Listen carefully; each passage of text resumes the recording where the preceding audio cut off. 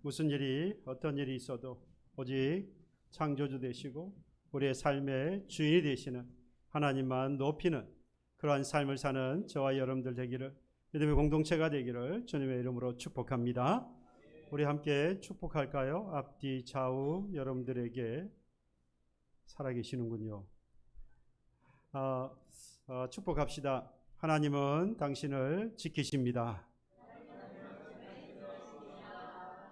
하나님은 당신을 선한 길로 인도하십니다. 아멘. 제가 이 축복을 서로 나누는 것은 여러분들 대중매체를 통해서 많이 들으셨겠습니다만, 오늘 장로님도 기도하셨고 모로코를 비롯해서 많은 나라들이 전쟁이나 또는 천재지변으로 인해서 정말 어려움을 당하고 있지 않습니까? 이제는 계절에 상관없이 겨울에 오히려 여름 같은 그런 계절을 보고, 여름인데 겨울 같은 그런 상황들을 보면서 천재지변이 곳곳에서 일어나고, 우리나라도 예외는 아니죠. 각 곳에서 여러 가지 천재지변이 일어나고 있고 전쟁의 소문이 처처에서 들립니다. 우리나라도 계속해서 위협을 받는 그런 상황 아닙니까? 그런 상황에서 정말로 우리가 의지하고 우리의 도우심을 구하실 분은 오직 하나님 한 분뿐인 줄로 믿습니다. 하나님이 오늘도 저와 여러분들에게 함께 하셨고 오늘 인도하셨고 보호하셨기 때문에 오늘 이렇게 강건한 모습으로 주님 앞에 나온 줄로 믿습니다. 앞으로도 하나님은 분명히 우리를 그와 같이 선한 길로 인도하시고 항상 눈동자와 같이 보호하여 주실 것입니다. 이 믿음 가지고 주님 마지막 오시는 날까지 담대하게 살아가는 우리 믿음의 공동체가 되기를 다시 한번 주님의 이름으로 축복해 드립니다. 사회가 얼마나 급변하고 있는지 우리가 실제로 체감하고 있습니다. 급변하는 것이 발달하여서, 그렇죠? 과학이 발달하면서 그야말로 급변하고 있는데, 과거에 할 수 없었던 것, 또 과거에는 참 불편했던 것, 이제는 과학이 발달하면서 너무 편해졌고 또 쉬워진 그런 세상을 우리가 살아가고 있습니다. 우리 연세가 높으신 우리 성도 여러분들께서는 지금 젊은 세대들이 사는 것을 보면 답답해해요. 나 때에 살았던 그 힘든 어려운 그 시절 생각하면, 야, 지금 너가 지금 사는 지금 얼마나 좋은 세상이냐. 하나도 할 일 없고 너무 좋은 세상인데 뭐가 그렇게 힘들다고 그러냐. 아마도 그런 이야기를 우리가 연세가 있으신 분들은 한 번쯤은 그런 생각도 하시고 또 그런 이야기를 하셨으리라고 생각을 합니다. 사실이죠. 지금은 이제 말도 안 되는 이야기이긴 합니다만은 산업혁명이 있기 이전만 해도 우리 여성들은 이 가사노동, 그러니까 가사의 모든 일을 도맡아서 했습니다. 그러다 보니까 이 가사에 얽매여서 사실 그 일만 해도 다른 일을 할 수가 없는 거예요. 그래서 산업혁명 이후로부터 과학이 발달하고 그러면서 이 여성들이 불편하고 힘들었던 일들을 이 가전제품들이 막 나오기 시작하면서 이 불편함이나 어려움들이 사라지고 편해지기 시작한 겁니다. 그러기 시작하면서 이 여성들이 사회 참여를 많이 하게 되었고요. 오늘날에 이르러서는 이 여성 중심의 사회의 기초가 되었다라고 해도 과언이 아닙니다. 저는 이 예언컨대 앞으로 분명히 여성 중심의 사회가 우리나라뿐만 아니라 전 세계적으로 그렇게 될 것이라, 지금도 이미 그러한 모습을 보이고 있고 앞으로도 모든 분야에 있어서 여성 중심의 이 사회가 형성되어져 갈 것이라 생각을 합니다. 바라기는 일찍 깨달은 우리 남성 여러분들, 남자 교우 여러분들, 빨리 정신 차리고 우리 여성분들에게, 여자 교우들에게 잘 보이셔야 돼요. 그래 나중에 힘들지 않습니다. 제가 다짐을 하는 거예요. 내가 잘해야지. 그래야 나중에 고생 안 하지. 정말로 이 여성들뿐만 아니라 지금 사회에도 정말 어렵고 힘들었던 것, 불편했던 것들이 점차적으로, 이제는 정말 쉬워졌다라고, 편해졌다라고 말할 수 있는 것들이 너무나도 많아졌죠. 그런데 우리의 일상을 이렇게 편리하게 한 것은 분명한 사실인데, 편리하게 만들기 위해서 많은 시스템들이 구축이 됩니다. 그 시스템들을 들여다보면 너무나도 복잡합니다. 마치 이런 거죠. 우리가 스마트폰 이 하나를 보면 상상을 초월하지 않습니까? 이 스마트폰 하나를 가지고 우리가 상상하는 것 이상의 모든 일들을 할 수 있어요. 들어보니까 지금 스마트폰의 기능을 물론 세대별로 좀 차이가 있습니다만은 많아야 한 20%에서 30% 정도 많이 사용해야 나머지는 사용을 못 한다는 거예요. 뭐 너무 많아서 사용 안 하는 것도 있고 뭐 필요 없어서 사용 안 하는 것도 있겠지만 너무 그 가지고 있는 것들이 너무 많아서 그걸 바꿔 말하면 너무 쉽다는 거죠. 할 수 있는 게 너무 많다는 거예요.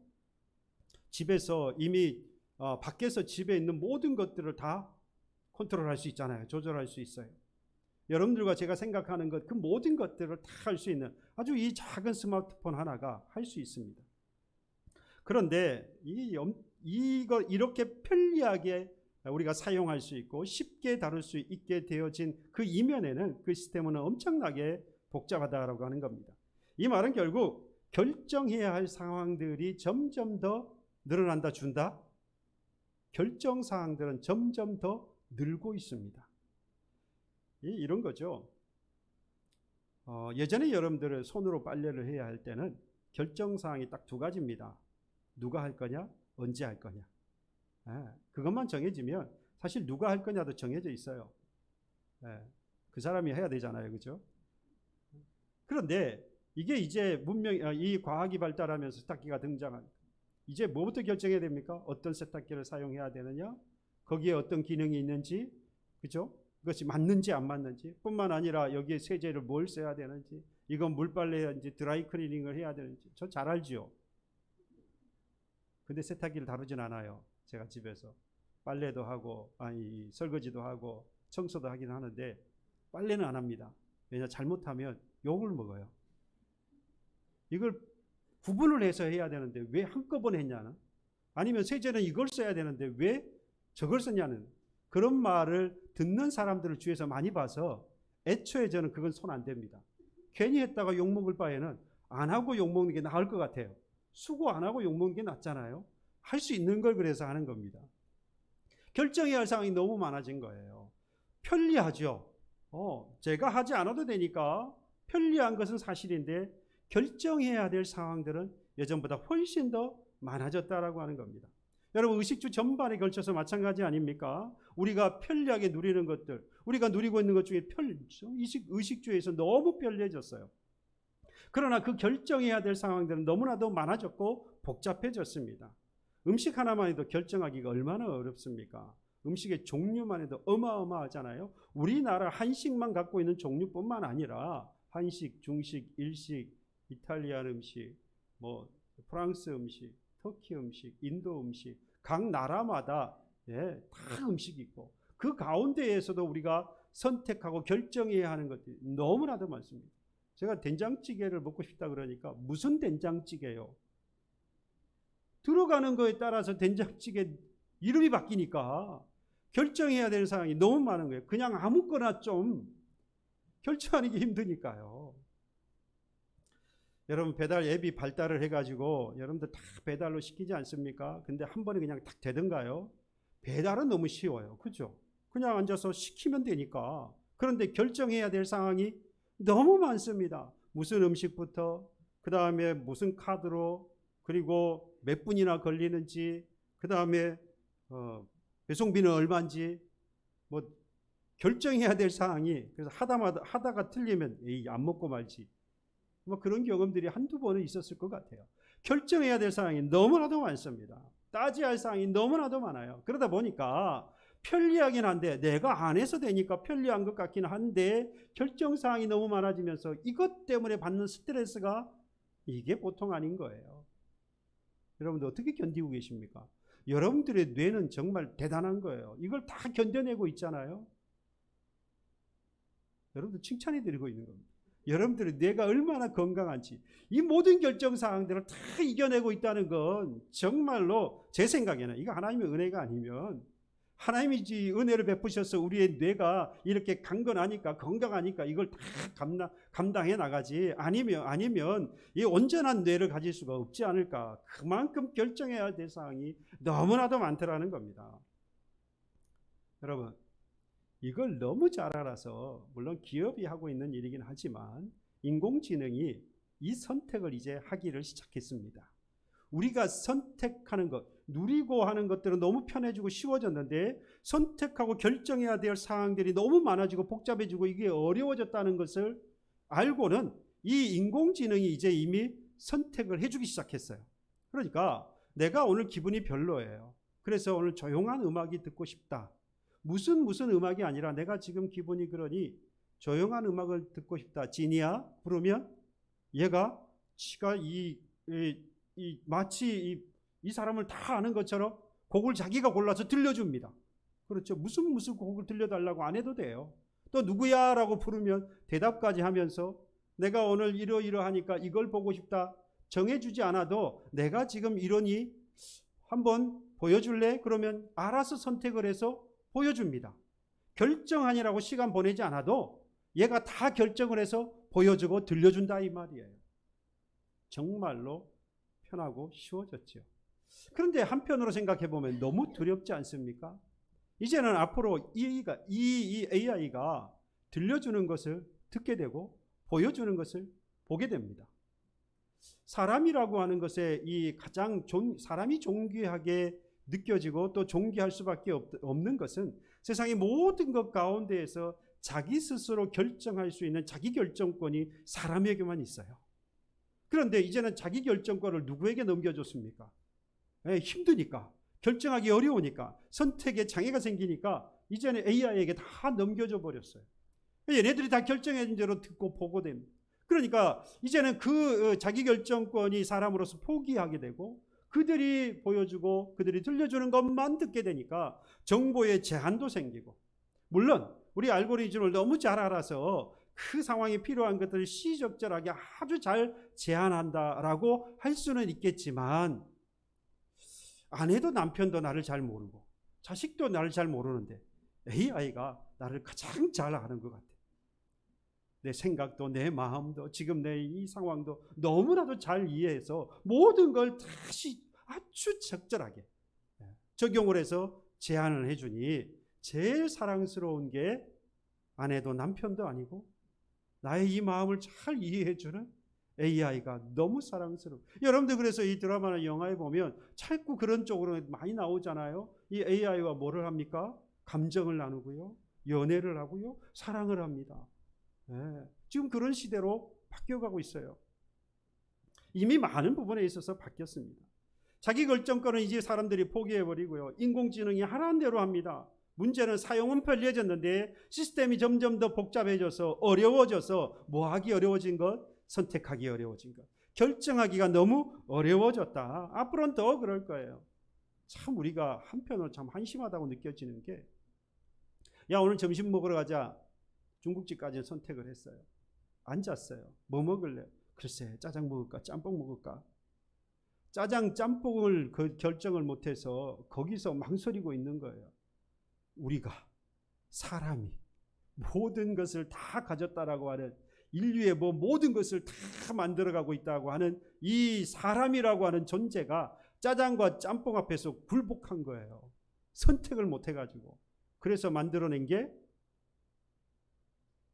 그래요. 짬짜면을 만들어냈잖아요. 결정하지 않아도 되도록. 오죽했으면 세상에 그런 걸 만들어내냐 이 말이죠. 사람이 이렇게 결정하는 데 있어서는요, 이렇게 사소한 일, 옷을 사고 커피를 한 잔 마시는 것도 아주 사소한 것에서부터 시작해서 아주 중요한 인생의 문제에 이르기까지 정말로 우리가 선택 또는 결정에 장애를 겪고 있다라는 겁니다. 그래서 사람들이 그래요. 어떤 결정하는 자리에 가면 미룹니다. 나는 결정 장애가 있어. 나는 선택 장애가 있어. 네가 결정해줘. 내가 먹어야 되는데 네가 결정해줘도 내가 먹을게. 여러분, 햄릿이 결정 장애로 사느냐 죽느냐 이것이 문제로다. To be or not to be. That's problem. 이게 문제다. 사느냐 죽느냐. 여러분 이걸 보고 햄릿 증후군이라고 그래요. 햄릿 증후군. 얼마나 이것이 팽배하면, 그죠? 선택을 하지 못해서, 결정을 하지 못해서 사람들이 살아가면 이걸 가지고 증후군, 하나의 사회의 현상이다, 앞으로 나타나고 지금도 나타나고 있는 현상이라고 말을 했겠습니까? 그래서 뇌과학자인 정재승이라고 하는 교수가 이제 지금도 많이 활동하고 있고, 아마 여러분들 TV나 뭐 이런 어떤 상담 또는 뭐 이런 프로그램을 보시면 상담 프로그램에 주로 나와서 이렇게 하는 것을 많이 보았는데요. 이제 뇌과학자들이 앞으로 이제 곽광을 받습니다. 이런 부분에 있어서 사람들이 스트레스를 많이 받고 있기 때문에 왜 그런지에 대해서 이야기해주고 해결해 줄 수 있는 사람들이 바로 이 뇌과학자들이 이런 일들을 이제 앞으로 많이 맡기 때문에 심리학자들과 더불어서 이 뇌과학자들이 앞으로 곽광을 받게 될 건데요. 이미 또 그렇기도 하고요. 이 정재승 이 교수가 이 장애를 극복할 수 있는 방법, 그러니까 선택장애, 결정장애를 극복할 수 있는 방법이라고 해서 3가지를 제안을 했습니다. 첫 번째는요, 자신이 어떤 사람인지를 먼저 객관적으로 판단을 해라. 그러니까 사람은 이제 선택을 하려면 선택지가 몇 가지가 있을 거 아니겠어요? 그럼 그 선택지에 대해서 먼저 장단점을 구별하라는 거예요.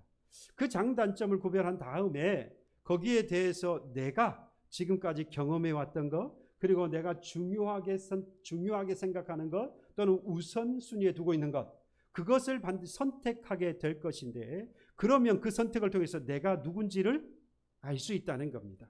그러면 내가 어떤 사람인 줄을 이제 알기 때문에 이후에 선택지가 나왔을 때에는 내가 정확하게 어떤 사람인지를 판단했기 때문에 쉽게 결정할 수 있다. 그래서 내가 어떤 사람인지를 잘 먼저 판단해야 된다는 겁니다. 두 번째는 새로운 환경에 자신을 노출시키라고 말합니다.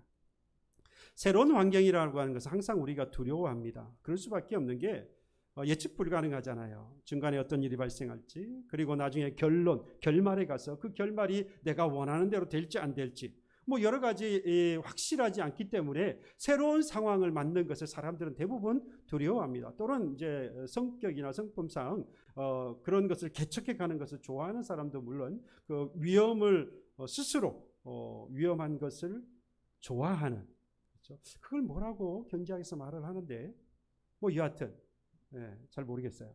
그것을 선호하는 사람, 위험을 선호하는 사람, 뭐 이런 사람도 있기는 합니다만은 대부분은 그것을 좀 하지 않으려고 해요. 그런데 이런 새로운 환경에 자꾸 자기를 노출을 시키다 보면 그런 결말이나 결론과 관계없이 그런 했던 경험이 자신을 자꾸 할 수 있다고 하는 그런 생각이 들면서 이후에 어떤 새로운 것들을 만났을 때에는 쉽게, 이전보다 더욱더 쉽게 결정할 수 있게 된다라는 겁니다. 자신감이 생긴다는 거죠. 세 번째는 메멘토 모리입니다. 메멘토 모리. 고대 로마 시대 때에 전쟁에 나가서 승리했던 장군이 돌아오면, 개선 장군이 이제 돼서 돌아오죠. 그러면 뒤에 이제 노예들이 확 따라가면서, 행렬을 뒤에 노예들이 따라가면서 이 라틴어 이 소리를 부르짖겠습니다. 메멘토 모리라고 했어요. 죽음을 기억하라, 죽음을 잊지 말라라는 이야기입니다. 그러니까 지금 네가 승리했다고 고치되지 말고 죽음이 있잖아, 너도 죽는다. 그러니 교만하지 말고 겸손해라 라고 하는 이야기입니다. 뭘 기억하라는 거죠? 죽음을 기억하라는 겁니다. 여러분, 오늘 내가 죽는다고 생각한다면, 또는 반드시 내가 죽는다고 생각한다면 오늘 결정하는 것을 미루겠습니까? 아니죠. 그러니까 죽음을 기억한다면, 죽음을 잊지 않는다면, 오늘 내가 죽는다면, 사람이 가장 두려워하는 것이 죽음인데 그 죽음을 맞닥뜨렸다면 오늘 그 결정을 반드시 하게 되어 있다는 겁니다. 의사결정을 하는 데 있어서, 그러니까 우리가 이걸 생각해 보면, 이 뇌과학자 정재승의 교수의 말을 빌어보면 우리는 분명히 이 선택 또는 결정의 장애를 극복할 수 있다라는 이야기입니다. 제 생각에도 일리가 있어 보여요. 덧붙여서 이런 이야기를 했습니다. 새해가 되어지면 이 떠오르는 태양과 함께 새해 결단을 하지 않습니까? 그런데 결심하고 결단하는 사람들 중에 그것을 성공하는 사람, 이루는 사람은 10% 정도 된다는 거예요. 나머지 90%는 그것을 이루지 못하는 것인데, 이 뇌과학자 입장에서 왜 그런가에 대해서 설명을 했는데 이렇게 입장을 밝혔습니다. 잘 들어보십시오. 이해가 되시는지. 새해 결심은 지켜지지 않는 게 당연하다. 우리 뇌는 그렇게 디자인되어 있다. 그러니 그걸로 너무 죄책감을 느끼지 말라. 다만 인생을 새로 고치고 싶다면 결국엔 생각과 행동을 바꿔야 하고, 그것은 중추인 뇌가 다른 방식으로 정보를 처리하고 행동하도록 만들어야 한다. 무슨 말이죠? 보면서도 읽으면서도 저도 몇 번을 읽어야 했어요. 도대체 이게 무슨 말이냐. 일단 몇 번을 읽었습니다. 정말로. 그래서 제가 정리해 보니까 이런 이야기였어요. 두 가지인데요. 첫 번째는 뇌가 그렇게 디자인되어 있다라고 해서 뇌가 시키는 대로 하면 결국 이 다람쥐가 계속해서 쳇바퀴를 돌아서 그 자리에 계속 멈출 수밖에 없는, 바뀌어지지 않는 삶을 살 수밖에 없기 때문에 다람쥐 쳇바퀴 도는 그러한 삶을 살 수밖에 없으니까 실패하더라도 끊임없이 새해가 되면 뭐 하라는 거예요? 결심하고 결단해야 한다라는 이야기입니다. 두 번째는 한 걸음 더 나아가서 새로운 인생을 살고 싶다면 생각과 그리고 행동의 변화를 추구해야 합니다. 바꾸면서 바꿔야 새해 결심을 이루고 그리고 새로운 인생을 살아갈 수 있다라는 이야기입니다. 이 두 가지를 이야기했어요. 그런데 여기 답이 없어요. 무슨 답이 없죠? 생각을 바꾸고 행동을 바꾸면 새로운 인생을 살 수 있다라고 말했는데 어떻게 생각을 바꾸고 어떻게 행동을 바꿀 수 있습니까? 중요한 건 그거잖아요. 아무리 찾아봤어요. 근데 이 교수는 그런 이야기는 하지 않았어요. 다만 노력해야 한다. 여기까지예요. 이게 대부분의 이야기입니다.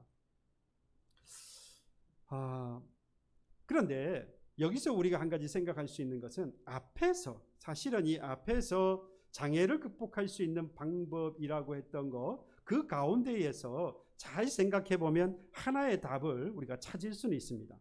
자, 그럽니다. 주변에서 이 자신의 결심한 것을 이룬 사람들을 살펴보라는 거예요. 한번 살펴보십시오. 그러면 그 사람들이 아주 결정적인 어떤 사건들을 만난 사람들이 많아요. 대부분 보면 죽음의 어떤 경험을 가지고 있습니다. 그러니까 죽는 어떤 그런 시급한 상황, 절박한 상황, 죽을 만큼 절박한 상황을 경험했던 사람들, 이런 사람들이 보면 그동안에 했던 나쁜 행동이나 그런 나쁜 습관이나 악한 이런 것들을 전부 다 청산을 하고 새로운 삶을 사는 사람들이 많더라라는 겁니다. 죽다 살아난 사람이에요. 그러니까 이런 사람들이 대부분 그동안 마시던 술도 끊고 담배도 끊고 등산도 하고 운동도 하고, 그러니까 이전에 했던 나쁜 것들은 버리고 좋은 것들을 하려고 애를 쓰더라는 거죠. 그러면서 정말로 그의 인생의 삶이 변화되어지고 새로운 인생을 살게 되더라는 겁니다. 여러분, 우리의 신앙은 어떻습니까? 바울은 그렇게 고백하지요. 내가 날마다 죽고 또 날로 새로워져 간다라고 말합니다. 오늘 내가 죽어야 또 새롭게 태어나고, 그래서 또다시 내가 죽어야 또다시 새로워지는 것. 이게 바로 우리 개혁주의 사상이에요. 그래서 우리는 날마다 변화되어지거든요. 날마다 변화되어지는 방법은 오늘 내가 죽고 다시 새로워지는 것. 이게 이제 변화되어져. 그러면 한번 변화됐으니까 끝입니까? 아니라는 거예요. 우리는 계속해서 변화되어져야 되는데, 그러기 위해서는 오늘 내가 죽고 또다시 새로워지고, 그래서 날마다 죽고 날로 새로워지는, 그래야 우리가 변화되어진 인생 살아갈 수 있다라는 이야기를 하는 겁니다. 과거에, 그런데 우리는 왜 그러면 그렇게 변화되어지지 않느냐? 과거에 예수 믿기 이전에 옛사람의 그런 나쁜 습관이라든지 악한 생각이라든지 행동이라든지 이것도 버리지 못하고 예전 모습으로 그럼에도 불구하고 그대로 살아가는 이유가 뭐냐? 왜 그러느냐? 앞에서 말씀을 드린 대로 뭐가 없기 때문이라는 겁니까? 절박하지 않기 때문이라는 것을 먼저 우리 생각할 수 있습니다. 물론 그 외의 이유도 제가 뒤에 말씀을 드리겠습니다. 먼저 생각할 수 있는 것은 절박하지 않다는 거예요. 바뀔 이유를 잘 모르겠다는 거죠. 그래야 할 절박함이 없는 거예요. 정리를 해보면 그렇습니다. 앞에서 말씀드린 세 가지를 먼저 생각해 보면, 과거에 내가 어떤 사람인지 잊어버렸어요. 그러니까 과거에 우리는 어떤 사람이었습니까? 죄인이었습니다. 죄로 인해서 죽었던 사람들입니다. 그래서 우리는 하늘 시민이 아니라 천국 시민이 아니라 지옥 시민이었어요. 우리는 예전에 바로 그런 사람들이었습니다. 그런데 그런 사람이었던 것을 뭐 해버렸다? 잊어버렸다라는 거예요. 두 번째가 뭐냐? 해도 안 되더라고 하는 그런 패배의식. 이 패배의식에 사로잡히면 더 이상 뭐 하지 않습니까? 도전하지 않죠. 그러니까 더 이상 결심과 결단하지 않는 겁니다. 결단의 필요성을 못 느낀 거예요. 해봐도 계속해서 실패한다라고 생각하니까. 이 패배의식이기 때문에 결국에는 결단하고 결심하는 것이 언젠가부터 사라져버렸다는 겁니다. 세 번째가 메멘토 모리, 아까도 말씀을 드린 대로 죽음을 잊어버리고, 그래서 마치 영혼이 살 것 같은 그런 교만함에 빠져서 절박함도 간절함도 다 없어져서 내가 오늘 죽을 이유가 없는데, 그리고 새로워질 이유가 없으니까 뭐 하지 않습니까? 옛사람 모습 그대로 살아가도 아무런 문제가 되지 않는 거예요. 나쁜 그런 습관이나 행동이나 생각이나 이걸 바꿔야 될 아무런 이유가 없는 겁니다. 내가 옛사람 곧 죄이었던 것을 지금도 깨닫고 있고, 그리고 내가 날마다 결심하여서 새로워질 필요성을 느끼고 있고, 그리고 내가 지금이라도 죽는 사람이라고 한다는 그런 믿음이 있는 사람이라고 한다면 오늘 내가 그 절박함 때문에라도 뭐 한다는 겁니까? 계속해서 결심하고 결단한 것들을 이루려고 오늘 이 나쁜 습관을 버리고, 그렇죠? 악한 생각과 그리고 이 행동들을 전부 다 갈아엎으려고 할 것이라는 겁니다. 근데 이러한 것들이 없기 때문에 더 이상 그 일을 시도하지 않는다는 거죠. 여러분, 인간을 바라보는 관점이 여러 가지가 있습니다. 사회학적으로, 인문학적으로, 또는 종교적으로, 또는 과학적으로, 생물학적으로, 여러 가지 관점에 따라서 이 사람이라고 하는 것, 인간이라고 하는 것을 정의를 하는데, 우리에게 있어서 가장 중요한 사람에 대한 정의는 하나님이 어떻게 보시느냐예요. 그렇죠? 하나님이 보실 때 우리 사람은 어떤 것이냐라고 하는 것을 그러니까 하나님 보실 때 인간을 어떻게 정의하고 계시는가가 중요한데, 과연 하나님께서 우리를 어떻게 보고 계시느냐? 하나님은 하나님의 형상으로 우리를 창조하셨다라고 말씀하셨습니다. 이건요 다 빼고 그냥 하나님의 형상, 그게 뭔지는 모르겠지만, 모른다고 하더라도 하나님의 형상대로 어쨌든 좋은 거잖아요. 다른 걸 닮은 것도 아니고 하나님의 형상, 하나님의 이건 성품을 이야기하는 거거든요. 하나님의 성품을 닮았다. 우리가 도대체 뭔데 하나님의 성품을 닮을 수 있습니까? 그런데 하나님의 성품을 닮았다라고 하는 건 결국 하나님께서 모든 만물을 창조한 그 가운데에서 그 모든 것들을 아름답다 말씀하시면서 그것들을 작품이라고 말씀하시면서 사람은 하나님의 형상을 담게 하셔서 결국 가장 작품 중에 작품인 걸작품을 하나님께서 만들어 놓으신 것이죠. 그러니까 하나님 보시기에 우리는 불완전한 존재이고 우리는 여전히 죄 가운데 살아가는 인생으로 보이지만 하나님이 보실 때는 그렇게 보지 않는다는 거죠. 하나님이 보실 때는 작품 중에 작품, 걸작품으로 하나님께서 보시고 계신다는 겁니다. 그렇게 하나님께서 인정하고 계시는 거예요. 그래서 예수님을 이 땅에 보내주신 거 아닙니까? 물론 하나님께서 예수님을 이 땅에 메시아로 구원자로 보내신 것은 하나님께서 이 죄 많은 죄 가운데 죽은 이 사람들을 구원하시겠다라고 하는 약속을 하셨기 때문에 그 약속을 지키시기 위해서 메시아인 곧 예수를 이 땅에 메시아를 보내어 주신 것이지만, 보내주셨다는 것 자체만 생각해 본다면 분명히 모든 하나님의 사람들은 하나님께서 지극히 사랑했다고 하는 증거가 되는 것은 분명한 사실입니다. 그러니까 예수 십자가의 죽으심을 생각해 본다면 분명히 우리는 하나님의 걸작품인 것이 분명한 사실이죠. 그런데 그 걸작품이라고 말씀하시는 그 하나님을 향하여서 우리가 스스로가 걸작품다운 모습으로 살아가지 않는다고 한다면 예수의 죽으심도 헛되게 하는 것이고, 예수의 하나님의 사랑하심에 대한 고백을 우리가 뭐 하는 겁니까? 받아들이지 않는 것이죠. 하나님은 내가 너를 사랑한다고 말씀하시는데 나는 그 사랑 모르겠다라고, 나는 그 사랑을 거부한다라고 말하는 것과 같은 것입니다. 여러분, 하나님은요 인간을 상품으로 만들지 않았습니다. 작품으로 만들었다 이 말이에요. 상품과 작품의 여러 가지 차이점이 있지만 그 중에 가장 큰 차이점이라고 한다면, 상품은 모든 상품들은 비교 대상이 있어요. 여러분들이 뭔가를 하나 사려고 할 때 그 상품에 대해서 비교를 해보잖아요. 다른 여러 제품들을 보고 비교를 해서 그 중에 하나를 선택을 합니다. 그런데 작품은요 비교 불가입니다. 작품은 그 작품 그대로서의 가치를 존중받습니다. 하나님께서 하나님의 형상으로 창조한 우리 사람은, 인간은 비교 불가능한 작품이에요. 모든 작품들 가운데에서도 아주 걸작품으로 하나님께서 창조하셨다라는 말입니다. 그러니 하나님의 백성이라고 믿는 저와 여러분들은, 그리스도인이 된 저와 여러분들은요, 예전에도 제가 항상 말씀하는데 어깨를 좀 피세요. 허리를 좀 세우세요. 그리고 세상을 향해서 당당하게 걸어가세요. 왜요? 하나님이 나를 상품이 아니라 비교 불가능한 어찌 유일한 작품으로, 그 작품 가운데서도 걸작품으로 만들었다. 후질구리하게 다니지 말란 말이에요. 어깨에 힘을 빡 주세요.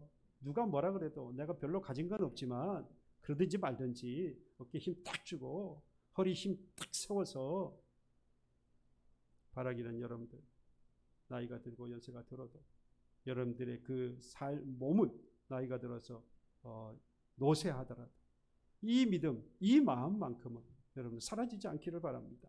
그런데 옛사람의 이 나쁜 습관을 버리지 못하고 패배의식에 사로잡혀서 악한 생각과 행동을 주저하지 않고 행하고 있다면 결국 앞에 말씀을 드린 대로 나를 위하여서 십자가에 달려 죽으신 그 예수의 죽으심을 헛되게 하니 이걸 어떻게 합니까? 나 때문에 예수의 죽으심이 헛사가 되어서야 되겠습니까? 여러분, 오늘 우리 본문의 말씀을 통해서 우리가 이 사실을 알 수 있습니다. 엘리야가 갈멜산에서요 바알과 아세라 신을 섬기는 우상 숭배자 850명과 목숨을 걸고 불이 내리는 신이 하나님이라 라고 하는 결판을 내려고 지금 모였습니다. 그때 엘리야가 오늘 21절에 백성들에게 이와 같이 말하면서 촉구를 합니다. 21절에 엘리야가 모든 백성에 가까이 나아가 이르되 너희가 어느 때까지 둘 사이에서 머뭇머뭇하느냐. 여호와가 만일 하나님이면 그를 따르고 바알이 만일 하나님이면 그를 따를지니라. 근데 백성들이 뭐라고 합니까? 말 한마디도 대답하지 아니했다라고 했습니다. 여러분, 엘리야는요 이스라엘 백성들에게 어느 때까지 하나님과 바알 사이에서 머뭇머뭇하려느냐 라고 하면서 책망을 했는데, 여기서 머뭇머뭇, 새벽에 나오신 분들은 제가 드린 말씀이 있어서 아실 거예요. 근데 머뭇머뭇하다는 말은 히브리어 원어를 뜻으로 보면 한 발로 뛴다는 의미입니다. 한 발로 뛰는 거. 그러니까 두 발로 뛰어야 똑바로 뛰어갈 거 아니에요. 두 발로 뛰어도 가끔은 뒤뚱뒤뚱 거리는데 한 발로 뛰어가니 제대로 뛰겠습니까? 당연히 어떻게 하죠? 지그재그로 가요. 이쪽도 왔다가 저쪽도 왔다가 이쪽도 왔다가 저쪽도 왔다가. 그러다가 힘 떨어지면 쓰러지는 거죠. 머뭇한다는 말은 웬 이쪽으로 뛰었다가 저쪽으로 뛰었다가. 여러분, 이스라엘 백성들이 당시에 하나님이 부름받은 백성이었기 때문에 한쪽에 있었습니다. 어느 쪽이에요? 하나님을 섬기는 하나님의 백성이었어요. 근데 또다시 이쪽으로도 뜁니다. 여기는 바알이 있는 거예요. 여러 우상들을 섬기는 겁니다.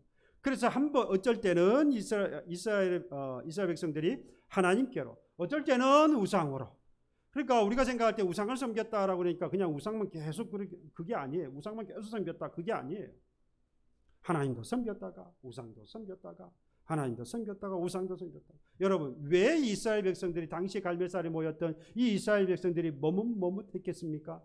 그곳에 아합과 이세벨이라고 하는 힘을 가진 사람들이 있었던 거예요. 그러니까 이들의 뭘 보고 있는 겁니까? 눈치를 보고 있는 거예요. 이들이 두려웠던 겁니다. 아합도 그리고 이세벨도 그들이 가진 힘이 두려웠어요. 그리고 그들이 섬기는 바알도 두려웠어요. 그런데 반대편으로 보니까 엘리야가 있어요. 엘리야도 두려운 거예요. 엘리야가 섬기는 하나님도, 여호와도 두려운 거예요. 그러니까 이럴 때는 어디로 가고요? 이쪽으로 가고요. 이럴 때는 어떻게 하고요? 이쪽으로 가고요.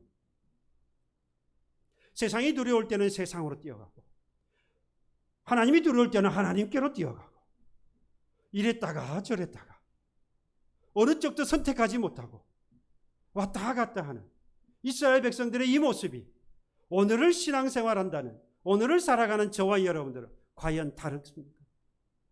우리는 어떻습니까? 세상의 눈치를 보는 예수쟁이가 혹시 아닌가요? 그래서 여기 오면 예수쟁인데 저기 가면 예수 안정인,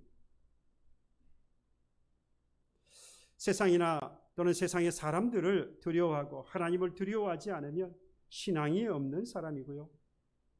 하나님을 부끄러워하면 하나님도 우리를 부끄러워하십니다. 갈멜산에 모인 이스라엘 백성들이 여호와와 그리고 바알 둘 사이에서 결단을 내리지 못하고 선택 장애를 겪게 되어진 이유, 여러분 앞에서 말씀을 드린 바로 그 세 가지 이유가 정확하게 들어맞아요.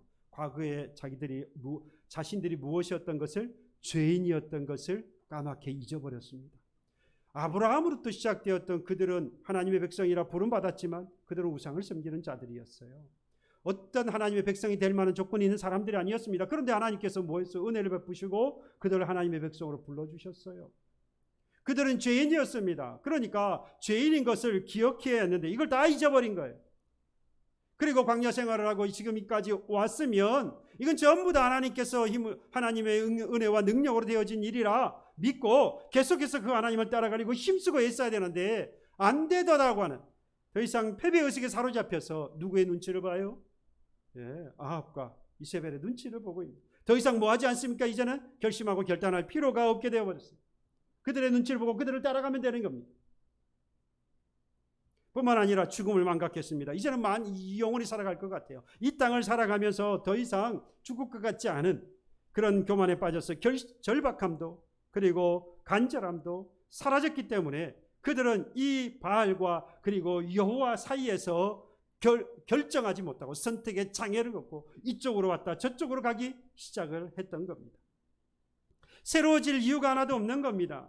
그런 이유가 다 사라져버려서 옛사람의 모습 그대로 살아가도 아무 문제가 되지 않는 거죠. 나쁜 습관과 악한 생각, 악한 행동들을 하면서 살아가도 더 이상 문제가 될 게 하나도 없는 거예요. 엘리야의 말을 들었던 이스라엘 백성들, 혹시 또한 혹시라도 여호와가 아니라 바알이 불을 내리면 어떻게 하나 두려웠다 이 말이에요. 또 한편에서는 여호와가 불을 내리면 어떻게 하나 두려워하고 있는 거예요. 아합도 이세벨도 두렵고요, 바알도 두렵고요, 하나님의 사람 엘리야도 두렵고 여호와도 두렵고, 여러분 도대체 어디로 가야 합니까? 진퇴양난 아닙니까? 그래서 이스라엘 백성들 21절 마지막에 말 한마디도 못하고 머뭇하고 있었던 겁니다. 뭐에 걸린 거예요? 선택장애에 걸린 거예요. 결정장애에 걸린 겁니다. 하나님도 두렵고 세상도 두렵고 돈도 두렵고 사람도 두렵고, 세상에는 두려운 것 천지 아닙니까? 오죽했으면 부모가 자식이 두려워요. 자식의 눈치를 봐요. 왜 그렇습니까? 그런데 모르겠어요. 그게 맞는지 안 맞는지는 모르겠는데 제 가치관이 하도 사회에서 그래야 한다고 이야기를 하고 자꾸 그렇게 교육가들이나 상담가들이 자꾸 그렇게 이야기를 하니까 그렇게 배려하고, 그리고 그게 제가 듣기에는 그건 분명히 눈치를 보는 것 같은데 그게 배려이고 그렇게 해야 아이들이 정서적으로 제대로 발달하고 그런 이야기를 하면서 하니까 제 가치관도 흔들리니 그 아이만 바라보고 살아가는 그 부모의 입장에서 본다면 충분히 이해가 된다. 눈치를 볼 수밖에 없겠다. 여러분 이해된다고 해서 그게 옳다라는 이야기는 아닙니다. 아무튼 두려운 것 천지 아닙니까? 그래서 이 세상에 휩쓸리지 않고 하나님과 세상 사이에서 머뭇머뭇하지 않고 하나님을 따르라는 말씀에 마치 꿀먹은 누구 마냥 한마디도 못하는 그런 사람이 되지 않고 선택장애에 걸리지 않고 겪지 않으려면 여러분 지금부터 정말 중요해요. 반드시 기준이 필요합니다. 앞에서 말씀을 드렸던 것처럼 과거에 내가 어떤 사람인지, 그리고 결심과 결단을 하지 못하는 피해의식에 사로잡힌 그러한 것들을 버려야 하고, 뿐만 아니라 내가 죽음이라고 하는 것을 죽음을 앞에 두고 있는 유한한 인생이라고 하는 것, 그러니 선택을 해야만 한다고 하는 그런 절박한 마음을 가지고, 이것도 역시 우리가 선택 장애를 이길 수 있는 방법이기는 하나, 여러분 이것을 겪지 않으려면, 그리고 속히 이 결정을 할 수 있는 것은 우리에게 뭐가 필요하다는 겁니까? 기준이 필요하다는 거예요. 기준. 여러분 그 기준을 가지면 그 기준을 따라가면 되는 거거든요. 여러분 그 기준이 뭐겠습니까? 바로 그 기준이 오늘 하나님께서 우리에게 말씀하신 하나님의 말씀이에요. 하나님이 바로 우리의 선택의 모든 선택의 기준이고 결정의 기준이 된다 이 말입니다. 하나님의 말씀이 우리의 모든 결정과 선택의 기준이 되어야 합니다.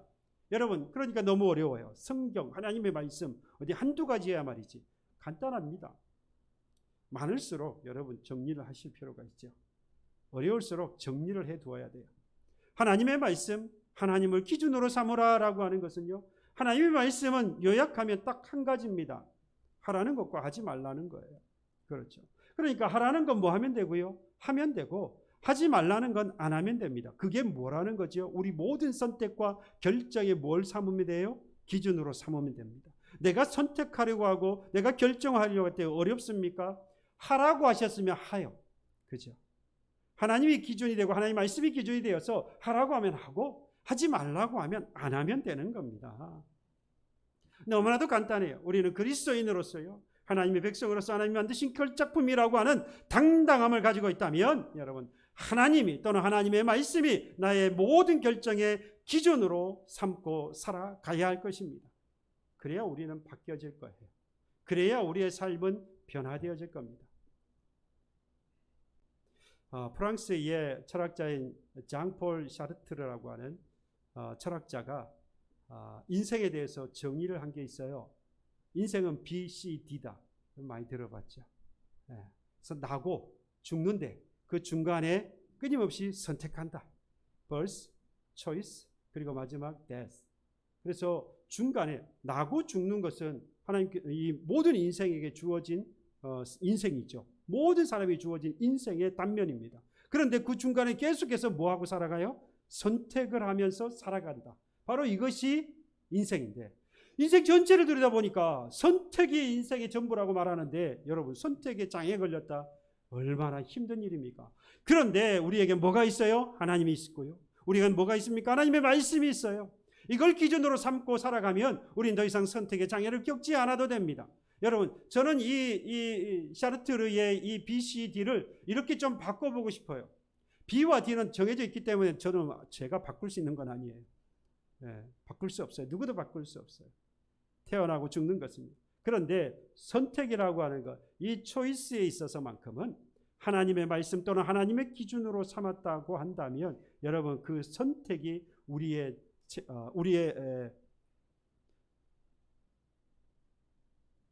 기회가 뭐죠? 찬스가 되는 거예요. 찬스. 이 초이스, 선택은 하나님의 말씀과 하나님을 하나의 선택, 초이스가 되어진다면, 우리 선택의 기준이 되어진다면 여러분, 우리는 이제 기회를 얻게 된 겁니다. 찬스가 생긴 거예요. 뭐 할 수 있는요? 체인지 될 수 있는, 우리의 삶이 변화되어지고 새로운 인생을 살아갈 수 있는 그런 기회가 주어진 것입니다. 선택을 버리지 마세요. 선택을 쉽게 내버리지 마세요. 선택을 포기하지 마세요. 무엇으로 삼으면 됩니까? 하나님의 말씀과 하나님을 기준으로 삼아서 오늘 그 선택을 제대로 하고 그 장애에 걸리지 않고 선택을 하며 살아간다면 여러분, 우리에게는 새로운 삶을 살 수 있는 기회가 될 것이고 우리는 변화된 인생을 살아갈 수 있게 될 것이라는 것입니다. 다시 한번 저와 여러분들 삶의 변화가 있는 그러한 인생이 되기를 바랍니다. 더 이상 세상과 하나님 사이에서 머뭇하지 말고 하나님만 섬기는 자가 되기를 결단하고 세상의 나쁜 습관, 악한 생각과 행동을 버리고 변화한 그런 새로운 인생을 사는 기회가 오늘 되어지시기를 주님의 이름으로 축복합니다. 찬양하겠습니다. 찬송가 545장 찬양하겠습니다.